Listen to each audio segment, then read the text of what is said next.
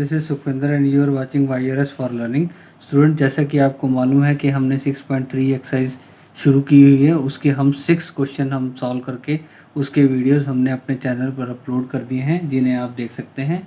तो आज की इस वीडियो में हम कवर करेंगे ये remaining 4 questions, that is 7, 8 and 9 and 10। तो सबसे पहले देखते हैं हम क्वेश्चन नंबर 7। तो क्वेश्चन नंबर 7 क्या कहता है? The students of class 8 of a school donated ₹2401, मतलब 2401 रुपीज़ उन्होंने डोनेट किए हैं सारे स्टूडेंट्स ने, in all for Prime Minister National Relief Fund में उन्होंने 2401 रुपीज़ दिए हैं।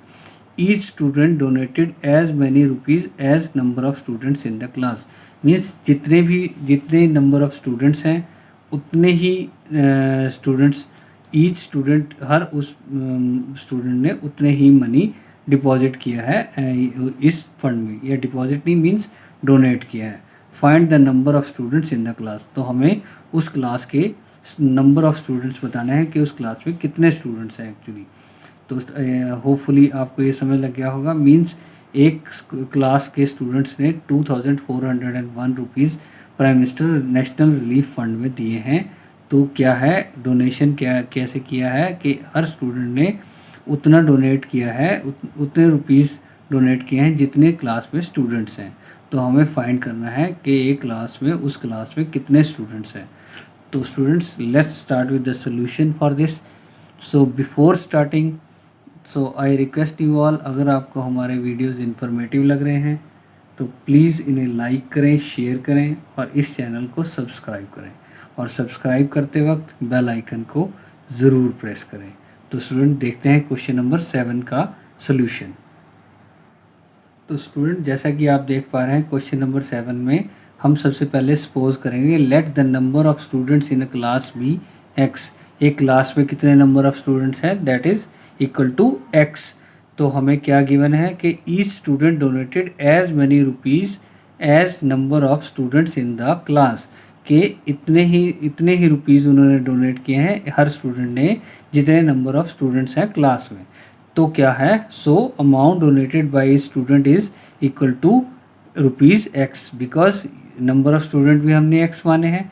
तो डोनेटेड जो मनी है हर स्टूडेंट की, that is also equal to x, हर स्टूडेंट के डोनेट किया जो मनी, तो that is this is x. So total amount donated by class, तो total amount donated by class means amount donated by each student, जो कि ये है, इनटू नंबर ऑफ स्टूडेंट। तो जब हम इसको मल्टीप्लाई करते हैं तो we get x square as our answer. तो हम क्या कह सकते हैं कि टोटल अमाउंट डोनेटेड कितनी है, एक्स स्क्वायर। तो हमारे क्वेश्चन में हमें गिवन है कि पूरी क्लास ने कितना डोनेट किया है, 2401।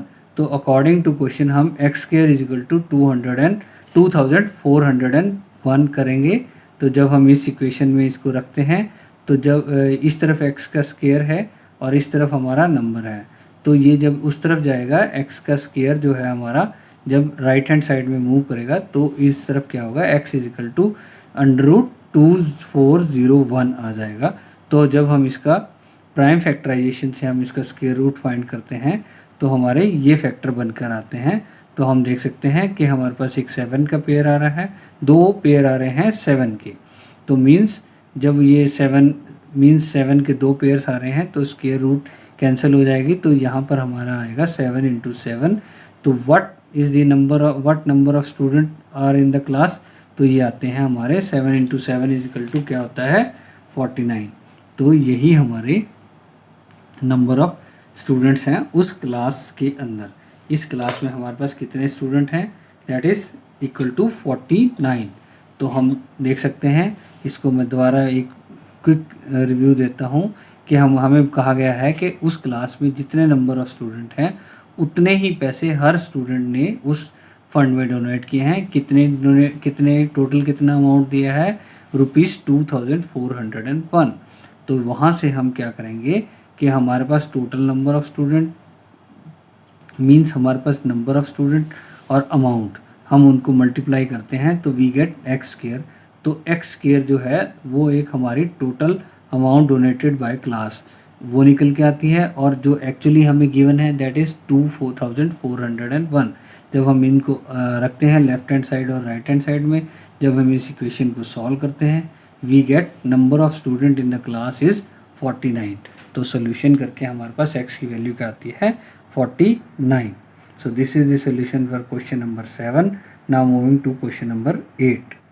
तो स्टूडेंट क्वेश्चन नंबर 8 क्या है, 2025 plants are to be planted in a garden in such a way that each row contains as many plant as the number of row।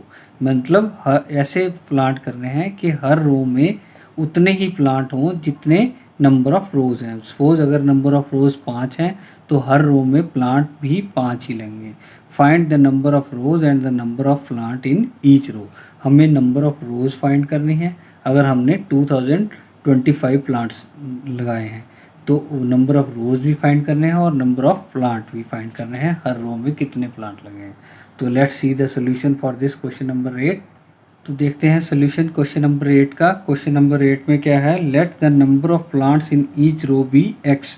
Number of plant हर row में कितने हैं x। Then the number of rows, तो number of रोज़ भी x होंगी, because हमें कहा गया है जितने नंबर ऑफ रोज़ हैं उतने ही नंबर ऑफ प्लांट्स हैं। मीन्स अगर R1 R2 R3 R4 5 रोज़ हैं तो 5 ही यहाँ पर ये एक रो में 5 प्लांट्स ही लिखे हैं। तो इस तरीके का ये हमारा क्वेश्चन है।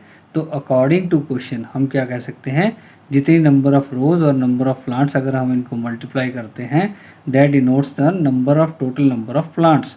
तो यहाँ पर इस क्वेश्चन में हमें x into x is equal to 2025। तो x का स्क्वायर इज इक्वल टू 2025। तो जब हम इसको फर्दर सॉल्व करते हैं तो x is equal to square root of 2025। जब हम प्राइम फैक्टराइजेशन से इसके फैक्टर निकालते हैं तो हम देखते हैं कि इसके ये फैक्टर्स निकल कर आते हैं, जिसमें हमारे पास एक 5 का पेयर और 2 3 के पेयर निकल कर आते हैं। जब पेयरिंग होती है तो ये स्क्वायर रूट को कैंसिल कर देती है, तो ये बाहर आ जाएंगे। तो वी गेट 5 इंटू 3 इंटू 3। तो हमारे पास कितना आंसर आता है, वी गेट 45। तो हम क्या कह सकते हैं, the number of rows and the number of plants in each row is कितने के बराबर है, that is equal to 45। Means हमारे जो कितने रोज़ आए हैं, हमारी रोज़ हैं 45 और उन हर एक रो में कितने प्लांट लगे हैं वो भी 45 लगे हैं। तो student this is the solution for question number 8। अगर फिर भी किसी को कोई क्वेश्चन या क्वेरी रेज हो रही है मन में तो please feel free to comment us. Now moving to question number 9। तो स्टूडेंट क्वेश्चन नंबर 9 क्या कह रहा है, find the smallest square number that is divisible by each of the numbers 4, 9 and 10। हमें एक स्मॉलेस्ट स्क्वायर नंबर फाइंड करना है जो कि 4, 9 और 10 तीनों से डिवाइड हो जाए। तो हमारा ऐसा नंबर हो जो कि हमारा इन तीनों से डिवाइड हो जाए। तो लेट्स सी इसके सोल्यूशन को देखते हैं। तो स्टूडेंट क्वेश्चन नंबर 9 का सोल्यूशन क्या है, इस ऐसे केसेस में हमें क्या करना होता है, ऐसे केसेस में हमें फाइंड करना होता है एलसीएम। इन तीनों नंबर्स का हम एलसीएम फाइंड करेंगे। LCM means smallest common multiple और smallest number divisible by all its factor. तो हमें एक ऐसा स्मॉलेस्ट नंबर फाइंड करना पड़ेगा जो कि इनके सभी divisible by all its factor, तो इन सब के फैक्टर से डिवाइड हो। तो हम एलसीएम फाइंड करेंगे 4, 9 और 10 का। जब हम इसको सॉल्व करते हैं तो हमारे पास एलसीएम आता है 2 into 3 into 2 into 3 into 5। Means जब हम इसका सोल्यूशन देखते हैं वी गेट 180। 4, 9 और 10 का एलसीएम कितना आया, 180। तो अब हम देख रहे हैं कि जो 180 है this is not a perfect square, ये एक परफेक्ट स्क्वायर नहीं है। वाई, क्यों नहीं है, बिकॉज हमारे पास जो हमने इसके फैक्टर निकाले हैं तो उसमें हमारे पास 2 का तो पेयर बन रहा है, 3 का भी पेयर बन रहा है, लेकिन 5 एक ऐसा नंबर है जिसका हमारा पेयर नहीं बन रहा है, जो कि अनपेयर्ड रह रहा है। तो अगर हम इस 180 को मल्टीप्लाई कर देते हैं 5 से तो हमारे पास एक नंबर निकल कर आता है 900। तो 900 एक ऐसा नंबर है जो कि एक परफेक्ट स्क्वायर नंबर है। तो 900 is the perfect square and the required smallest square number that is divisible by each of the number 4, 9 और 10। तो क्या हमने देखा कि 900 हमारा एक ऐसा नंबर निकल कर आया है जो कि डिविजिबल है 4 से भी, 9 से भी और 10 से भी। तो स्टूडेंट देखते हैं इस क्वेश्चन को दोबारा से, इसके सोल्यूशन को समझते हैं दोबारा से। हमारे पास 3 नंबर दिए गए हैं, तो हमें एक ऐसा स्मॉलेस्ट नंबर फाइंड करना है जो उन तीनों नंबर से डिवाइड हो जाए। तो ऐसे केसेस में हम क्या करेंगे, ऐसे केसेस में सबसे पहले हम निकालेंगे एलसीएम। तो जब हम इसका एलसीएम निकालते हैं इन तीनों नंबर का, 4, 9 और 10 का, तो हमें हमारे पास सोल्यूशन में आंसर क्या निकल के आता है, एलसीएम कितना निकल के आता है, वी गेट 180। हमारे पास इसका एलसीएम निकल के आता है 180। तो लेकिन जब हम 180 की तरफ देखते हैं तो हम देखते हैं कि 180 तो एक परफेक्ट स्क्वायर नहीं है। तो परफेक्ट स्क्वायर क्यों नहीं है, बिकॉज उसमें 5 एक ऐसा नंबर है उसके फैक्टर्स में जिसका जो कि अनपेयर्ड है, मीन्स उसका पेयर नहीं बनना। तो हम क्या करेंगे, 180 को 5 से मल्टीप्लाई कर देंगे, तो जो हमारा नंबर निकल कर आएगा जो सॉल्यूशन में, जैसे इस केस में आ रहा है हमारा 900, तो हम कह सकते हैं कि 900 एक ऐसा नंबर है जो कि एक परफेक्ट स्क्वायर नंबर है and is the required smallest number that is divisible by each of the number, that is 4 से भी डिवाइड हो जाएगा, 9 से भी और 10 से भी। So this is the solution for question number 9। So moving to question number 10। तो स्टूडेंट क्वेश्चन नंबर 10 क्या है, find the smallest square number that is divisible by each of the number 8, 15 and 20।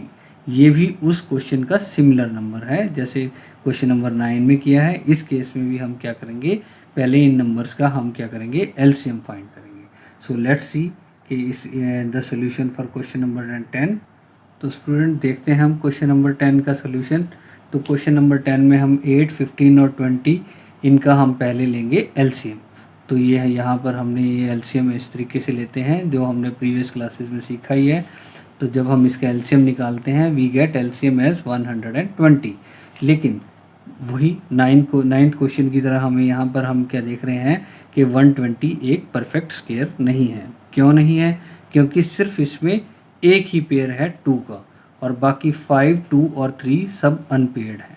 तो अगर हम इस नंबर को, अगर हमने इसका परफेक्ट स्क्वायर नंबर फाइंड करना है तो हम 120 को 5, 2 और 3 और एक 5, 3 और 2 के साथ हम अगर मल्टीप्लाई कर देते हैं तो हमारे पास एक नंबर निकल के रहता है 3600।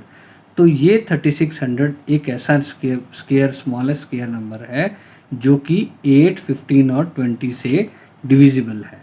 तो हम कह सकते हैं कि 36 is the smallest square number that is divisible by 8, 15 and 20। तो स्टूडेंट एक बार दोबारा इसको रिपीट कर देते हैं। ऐसे केसेस में सबसे पहले हम निकालेंगे एलसीएम। तो जब हम एलसीएम निकाल लेते हैं तब हम देखते हैं कि जो हमारा एलसीएम आया है वो एक परफेक्ट स्क्वायर नंबर है या नहीं। अगर वो परफेक्ट स्क्वायर नंबर नहीं है तो हम उसको परफेक्ट स्क्वायर नंबर बनाएंगे, मीन्स जो उसके फैक्टर्स हैं उनमें जो भी अनपेयर्ड नंबर्स हैं उन नंबर से उस नंबर को हम मल्टीप्लाई करेंगे। जब हम उनको मल्टीप्लाई करते हैं तो जो सोल्यूशन निकल के आता है that number is the smallest square number. कोई बात नहीं भी।